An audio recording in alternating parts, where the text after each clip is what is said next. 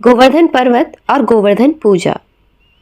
त्रेता युग में जब हिंद महासागर पर सेतु बंधन का कार्य चल रहा था, तब हनुमान जी बड़े बड़े पहाड़ उखाड़ कर लाते। दूसरे वानर उनमें से पत्थर निकालकर नल नील को देते। नल नील उन पर राम नाम लिखते और पत्थर को जल में फेंकते थे, जो तैरने लगते थे। हनुमान जी महिमा सिद्धि से युक्त हैं। बड़ा शरीर धारण करके कहीं भी शीघ्रता से उड़ सकते थे, इसलिए उनको श्री राम जी से पर्वत लाने की सेवा मिली थी।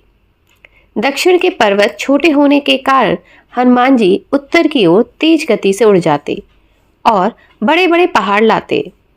हनुमान जी ने उत्तर से गोवर्धन पर्वत को उखाड़ना चाहा, परंतु गोवर्धन जी ने हनुमान जी को नीचे दबा लिया।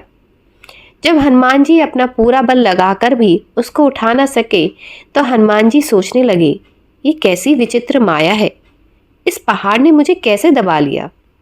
मैं तो बड़े बड़े पहाड़ उठाकर फेंक देता हूँ।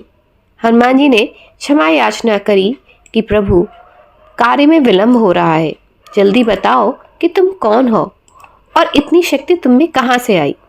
गोवर्धन जी ने कहा, मैं गोवर्धन पर्वत हूँ और श्री हरि की कृपा से मेरे पास ये शक्तियाँ जन्मजात हैं। तुम बताओ, मुझे यहाँ से क्यों खाड़ रहे हो और तुम हो कौन। हनुमान जी ने कहा, मैं श्री राम का दूत हूँ और राम काज के लिए बड़े बड़े पर्वत ढो रहा हूँ। वहाँ पर राम नाम की शक्ति से पर्वतों के पत्थर तैर रहे हैं, जिससे सेतु बनेगा, जिस पर प्रभु श्री राम नंगे पांव रखेंगे। गोवर्धन जी ने कहा कि अगर श्री राम के चरण निश्चित रूप से मुझ पर पड़ेंगे तो ही मुझे ले चलो, पर कहीं ऐसा ना हो वहां जाकर तुम मना कर दो। हनुमान जी ने कहा कि मैं वचन देता हूँ कि प्रभु श्री राम के चरण अवश्य तुम पर पड़ेंगे। गोवर्धन जी ने भार हल्का कर लिया और हनुमान जी लेकर चल दिए। जब हनुमान जी आकाश मार्ग से गोवर्धन जी को लेकर व्रज भूमि के ऊपर से गुजर रहे थे, तो श्री राम जी ने हनुमान जी को हृदय में संदेश दिया कि अब और पहाड़ मत लाओ, सेतु निर्माण कार्य पूर्ण हो चुका है।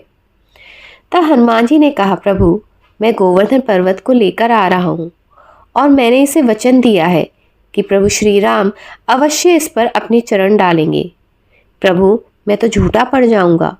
तब श्री राम ने कहा, इससे बोलो, मेरे चरण इस पर अवश्य पड़ेंगे, किंतु अब नहीं। द्वापर युग के अंत में जब मेरा परिपूर्ण अवतार होगा, तब मैं अपनी लीलाएं ब्रज में करूंगा। इसी ब्रज में इसे स्थापित कर दो। हनुमान जी ने गोवर्धन जी को सारी बात बताई। गोवर्धन जी को थोड़ा दुख लगा कि अभी मुझे भगवान के चरण स्पर्श से वंचित रहना पड़ेगा, किंतु जब पता लगा कि भगवान का अवतार इसी ब्रजमंडल में होना है, तो गोवर्धन जी ने इसी स्थान पर टिक जाना स्वीकार किया। हनुमान जी ने इन्हें यहाँ ब्रज में स्थापित कर दिया, जहाँ आज हम दर्शन करते हैं, और गोवर्धन जी ने हनुमान जी को भी पकड़ लिया। अब तुम्हें भी मेरे आसपास में रहना पड़ेगा। तो हनुमान जी ने राम अवतार से कृष्ण अवतार के बीच सबसे अधिक समय गोवर्धन पर ही बिताया, और जब श्री कृष्ण ने गोवर्धन लीला करी और उसके बाद गोवर्धन परिक्रमा का सूत्रपात हुआ, तो गिरिराज गोवर्धन जी ने हनुमान जी को वहीं पास में बिठा लिया कि तुम्हें यहीं रहना है। और हनुमान जी आज भी वहीं गोवर्धन जी की पूंछरी में है। उसे कहते हैं पूंछरी का लोठा। जो गिरिराज गोवर्धन की परिक्रमा करते हैं और पूंछरी का लोठा विश्राम नहीं करते या प्रणाम नहीं करते, तो उनकी परिक्रमा पूर्ण नहीं मानी जाती। अर्थात हनुमान जी हाजिरी अटेंडेंस लगाते हैं परिक्रमा करने वालों की। भगवान श्री कृष्ण ने गोवर्धन की पूजा क्यों करवाई? क्योंकि भगवान श्री राम ने हनुमान जी को ये वचन दिया था कि मैं कृष्ण अवतार में गोवर्धन जी के ऊपर अपनी लीलाएं करूंगा। गोवर्धन पूजा भी एक लीला ही है। दूसरा कारण, ये जो गोवर्धन पर्वत है, ये पृथ्वी का पर्वत नहीं है, ये गोलोक धाम का पर्वत है।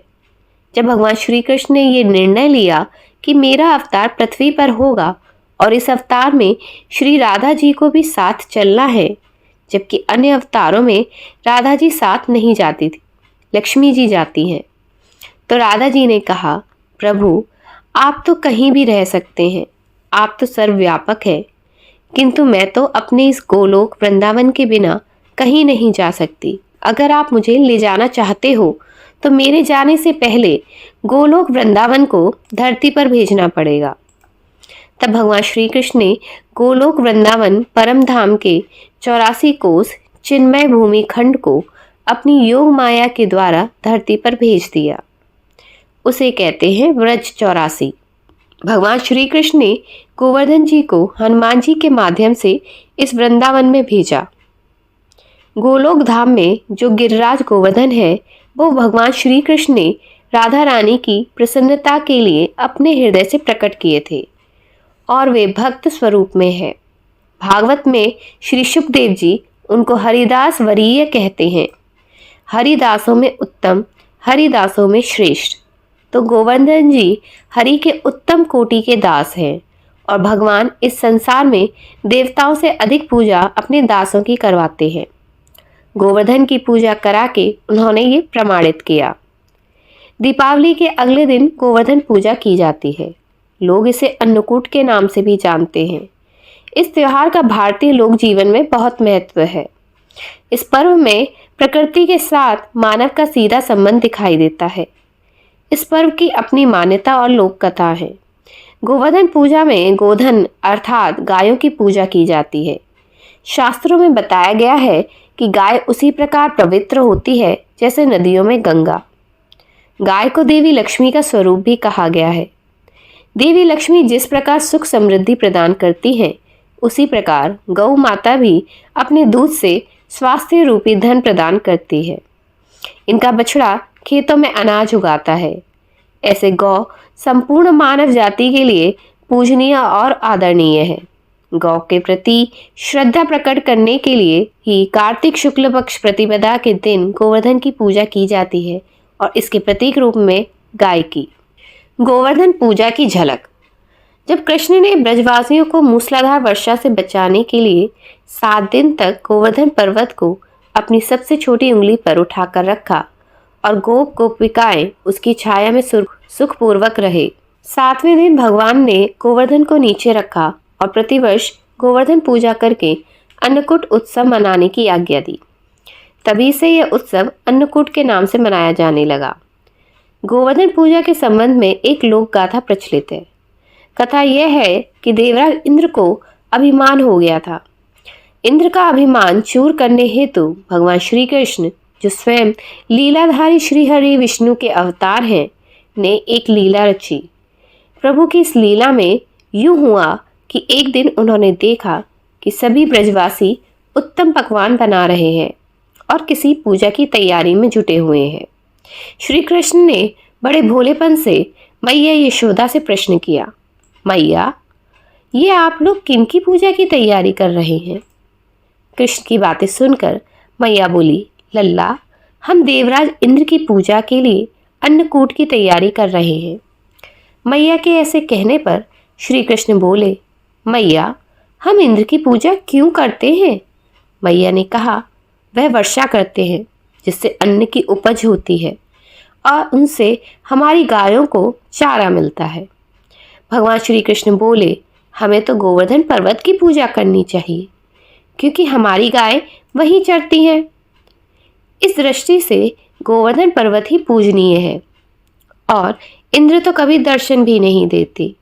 वह पूजा ना करने पर क्रोधित भी होते हैं। अतः ऐसे अहंकारी की पूजा नहीं करनी चाहिए।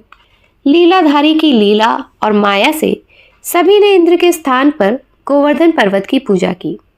देवराज इंद्र ने इसे अपना अपमान समझा और मूसलाधार वर्षा आरंभ कर दी। प्रलय के समान वर्षा देखकर सभी ब्रजवासी भगवान कृष्ण को कोसने लगे कि सब इनका कहा मानने से हुआ है।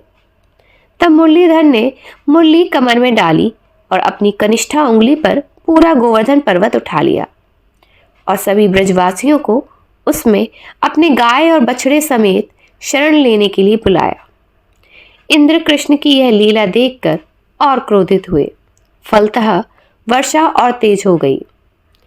इंद्र का मान मर्दन के लिए तब श्री कृष्ण ने सुदर्शन चक्र से कहा कि आप पर्वत के ऊपर रहकर वर्षा की गति को नियंत्रित करें।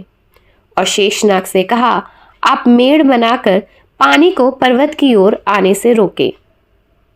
इंद्र निरंतर 7 दिन तक मूसलाधार वर्षा करते रहे।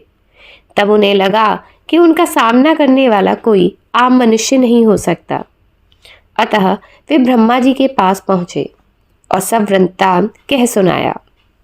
ब्रह्मा जी ने इंद्र से कहा कि आप जिस कृष्ण की बात कर रहे हैं वह भगवान विष्णु की साक्षात अंश है और पूर्ण पुरुषोत्तम नारायण है।